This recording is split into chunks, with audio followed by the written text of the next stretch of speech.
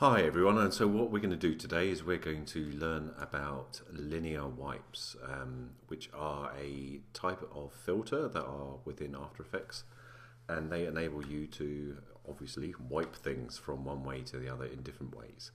And so we're going to make something like this, which you can see it looks relatively complicated, but it's actually quite a simple project. And it's using lots and lots of radial wipes, and I'm going to show you how to use those. So the first thing we're going to do is we're going to go onto the internet and we're going to get ourselves a background.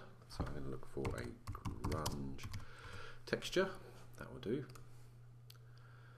And going to images, and we should get a bunch of stuff. That's good. I'll pick that one, view original image. So it's nice and big, that's basically all we need. And I'm going to save image as on the desktop, and I'm going to call it, I'm just going to save it as it is. So I'm going to import that into After Effects. Just bring the window up so you can see all of it. And I'm going to project, double click, and go to desktop and bring it in. So here's our grunge texture. And I'm going to create a new composition. Let's make it HD. Okay, I'm just going to zoom out a little bit, and we're going to drop our texture into our composition. So it's nice and big, that's good. And so to create a more interesting background, I'm going to create something called a vignette. And so I'm going to create a new solid, and that's going to be black, and that goes over the top. And then I'm going to try and make a vignette, and a vignette is a graded outline. It's you see a lot on Top Gear where they vignette everything, and they have a dark edge to all of their footage. And so I'm going to create the same thing. So the way that we're going to do that is we're going to use an ellipse tool, and while selecting on the solid layer, we're going to use the ellipse tool to draw a very large circle in the middle. If you press this as it goes, it creates something called a mask, and you will see it down in the little in the layers underneath dark grey solid 1. You'll see mask 1 has now been created. So I can create this nice big sort of oval. If I press Command or Control, then it will center it, and then if I press Shift, it will keep it as a circle. But I want it to be a nice big oval. So I'm going to kind of make it fit. It doesn't need to be exact, but it's close enough. So the problem is that it's now in the middle, and I want it to be the other way, so I'm going to invert it. And then if you click here on this little arrow, then you'll get lots of options that the mask has. And what we want to do is we want to feather it. So all it's going to do is just feather the edges of those of this mask border. And now that we've feathered it, we can do lots of things with it, and so we can expand it and move it out. So we can just create a nice, interesting background. So, and that'll do for me. So the next thing that we need to do is we need to create our elements, and we've already learned how to do shapes, and so we're going to again use shape layers. But the first thing I need to do is I need to start these off in the middle, because you can do them on either side, you can do them offset, but it's just a little bit easier for the purposes of this project to do it in the middle. And then once you see how we do it, then it's going to be easier to move them to offset. So I'm going to, in here you've got lots of options and I'm going to create title action safe. And all that means is it gives us a center point here, which is very useful, and it also gives us the places here which is action safe and title safe. So if you were to do a title, this would be regarded as safe. And then I'm going to go into here again, and I'm going to create some rulers. And rulers just give us an option to measure things, obviously, but also if you grab on the ruler and you pull, you create a guide. And so I'm going to create a guide in the middle. Yeah, so now we've created a guide. So now what I'm going to do is I'm going to create my first shape layer. Now my first shape layer is going to be a circle, and I'm going to put that in the center, and I'm going to again press the Command and shift, and I'm going to create a nice circle. So at the moment I've got a pink circle with a light pink border. I do not want a border, so I'm going to turn up here. I'm going to turn the width of the stroke down to 0. So here we go, we've got ourselves a nice circle. So what I would like it to do is I'd like it to come on from nothing. So the first thing I'm going to do is I'm going to click on my shape layer, and I'm going to go Effect, Transition, and Radial Wipe. And Radial Wipe is normally used as a really naff way of going between footage on kind of 80s shows. But for art, it will actually work on any footage or any shape, even if it's cut out. So the transition completion here, if you were to move it around, and it kind of does that, which is exactly what we want it to do. So what we want it to do is we want it to be completed now. So it's completed, and I'm going to put a keyframe. So it's now completed. And then I'm going to go to, say, 15 frames. That sounds good to me. And I'm going to go to 0. So now what it does is it animates from 0 to there. So the next thing that we want to do is we want to make this go off. So I'm going to hold it for a few frames, and then we are going to go Effect, Transition, Radial Wipe again. So now we've got 2 wipes stacked up to transition completion. And what I'm going to do instead is I'm going to make this one go counterclockwise. Yeah. So when I go like this, it will come off. You can even do it both if you want. If you want to create like another interesting effect like that. So, but I'm going to do it counterclockwise. So again, I'm going to add. So I've got my keyframe added. So if I click down on effects and on here, I've got a keyframe. I'm going to go forward 15 frames to 1:15. And then I'm going to do that. So now what we have is we have this, pauses, and it comes off. So I'm going to take that pause away by moving these keyframes along so that it directly corresponds underneath that one. And so now what we have something that goes on and off. Yes? So this is all great because now we've essentially done all of the animation that we need to do in this project. And now what I can do is I can take that element, I can take the shape, and I can Command or Control D and duplicate it. So now I've got a copy of this. And then what I can do is I can go in here, I can change the contents, and I'm going to transform the ellipse, and I'm going to make it smaller. So now it's a little bit smaller. And then I'm going to change, because I'm clicked on this layer, I'm going to change the color. And so I'm going to change it to a nice blue. So there we go, there's a blue. And now these are bits of footage, so I can offset that. So now what happens is that goes and that follows. Sorry, I've got a cold, so I might cough a little bit during this. And so we can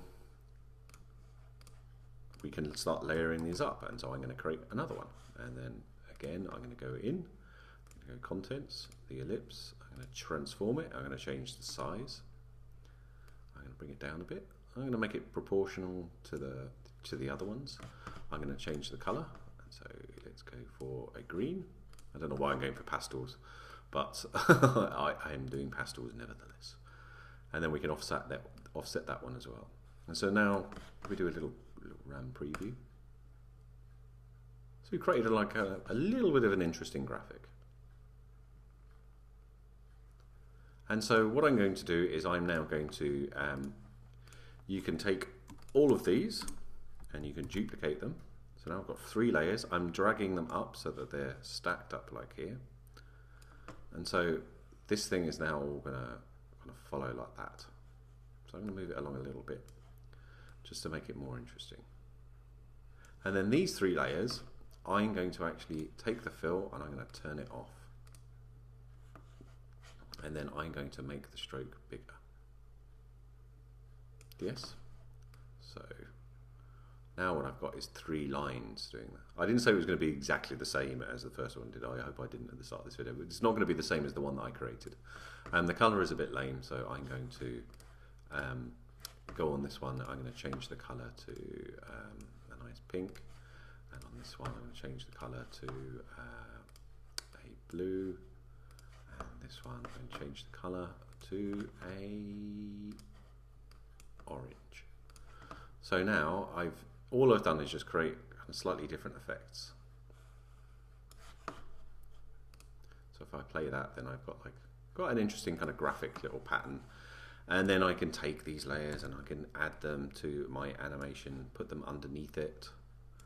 And so this one is now going to be adding another, and I don't need to go within the layers, I can just scale them like here and just, I'm going to move that there. And I'm going to change the colour of that, and I'll make that green. So now, in a relatively short period of time, I've created a kind of quite a complex animation. So we'll just preview that. There we go. And you can obviously take all of these and duplicate them again. I'm going to move them up the top for clarity. And then move these along a bit so that when this one finishes, I want these ones to start. So I just move these.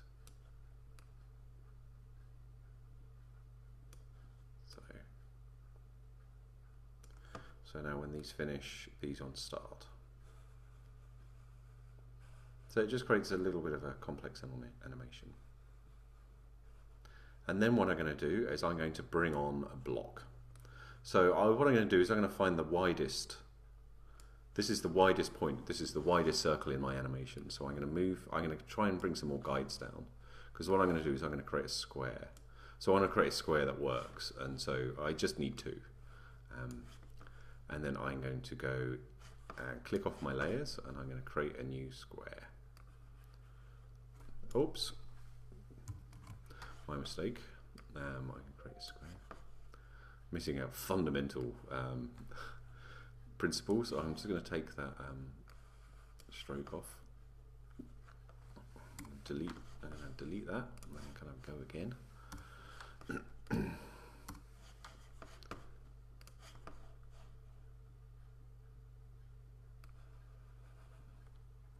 And then press shift and it will keep it a square. So that looks like it covers it up. And so on this one, what I'm going to do, I'm just going to move this as a piece of footage along. So when this is kind of halfway through, I think I'm going to start bringing this on. And so what we're going to be doing is exactly the same as what we did before, but we're going to be using something called a linear wipe. And a linear wipe is just this. That's all it does. And so I'm going to make it come down from the top. So it's going to come at 180. Actually, I'm going to change it to there. Transition completion, again, the same point. And move it along, and then got my angle wrong.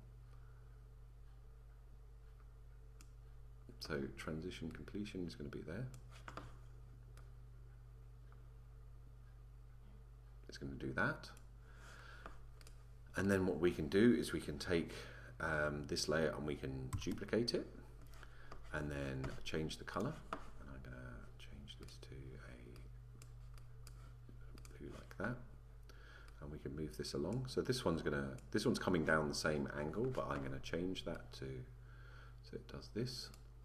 And so now, so it goes like that, and then this one comes along, and then you can obviously kind of keep stacking these up. And then this one, I'll change the color again. So, okay. So it goes ding, ding, ding, like that. So, nothing too complex. And then, again, what we're going to do is we're going to add another linear wipe on this. So, we're going to take this one. I'm just going to duplicate it within and turn that off. And so, when it gets to here, I'm going to put transition completion on, and I'm going to go here, roughly the, I'm going to move that down, so it needs to be at 180. So I'm going to wipe that off. But when this one is on, what I'm going to do is I'm going to cut these bits of footage. So if you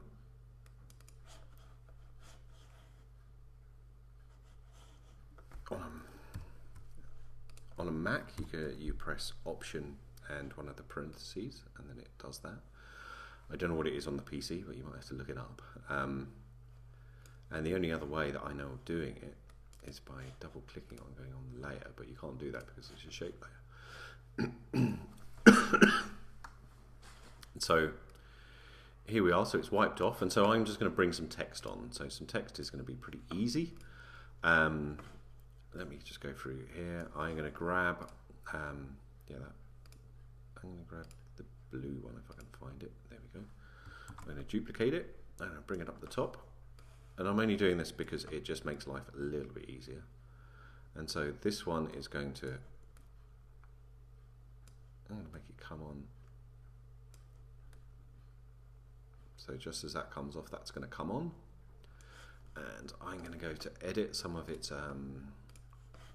parameters. So I'm going to move this, the wipe that takes it off. So it's going to come on.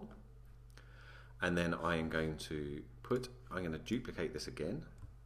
Duplicate that again. And so this has got all of the same parameters, but I'm going to turn the stroke off. And I'm going to change the fill to, I'm going to try and grab a color. You can use this. So I want it to be the same color as the middle basically. So now it does this. And so I'm just going to change. So this is going to come on. It's going to bring that on. And then, so I'm just shifting keyframes around. I haven't actually animated anything for a while. And then this second radial wipe, I'm going to move these keyframes along, because this is going to bring on my text. And I'm going to create new text, and that's going to be here, and I'm going to type it in, the end. It's very small, so you can't see it. So I'm just going to highlight that, and I'm going to turn that into 72 points so at least we can see it. So there we go, there's our text.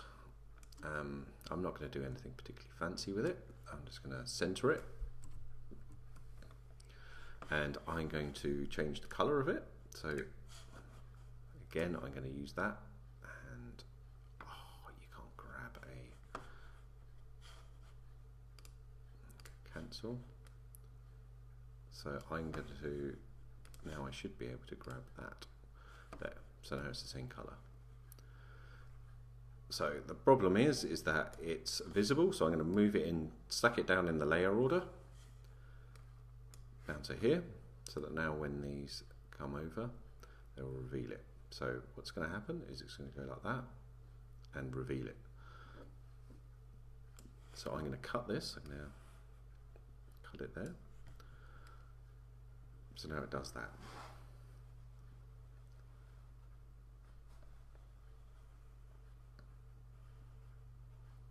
And then I can do the same thing to get rid of it, basically. That's the layer. No, it's not. So it's that layer. So I'm going to duplicate that, and I'm going to move that along, so that once we've got our text on, a bit too soon, then we can, so now when it's there, I can take this layer and I can cut it, and then it's gone. So now if we look at our sequence, which I'm just going to take this layer off, because at the moment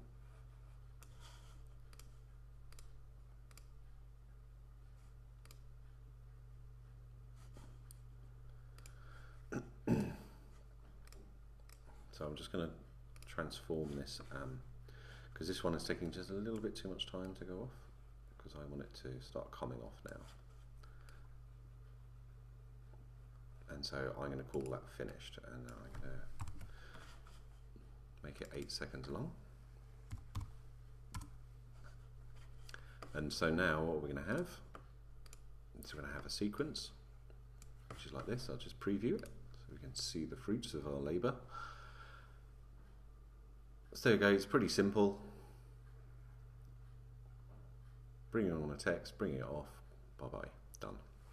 So I'm just going to render this, and I'm going to go, and what I kind of tend to do when I render things is, so I'm going to take this, and I'm going to put it in a new comp. So this composition is 8 seconds long, and I'm going to create a sequence that's 10 seconds long. So if we zoom back, we've got it, it's 8 seconds. And all of these things are a little bit advanced. So I'm going to go on to, I'm going to make these, I'm going to make this sequence 10 seconds as well. I zoom back.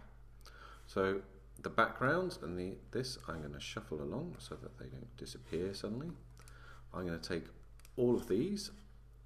So all of these shape layers, I don't need to grab everything there. And I'm just going to shift it along to 1. In fact, maybe even to a little bit further. And then when I go back to comp 2, nothing's going to happen for a while. So that means what I can do is I can go new and solid, create another black solid, and I'm going to create opacity there, and I'm going to give it a second. So all I'm going to do is just fade it on for black. It will do its thing, and I just got to extend that footage and then it will finish. And then I can go to 9, put another. Oh, I turned my keyframes off. Sorry, that was my mistake again. Up to 100. Put this 0.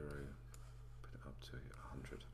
So now what my sequence does is it just fades up from black, does its thing, shows the title after these little bits of animation.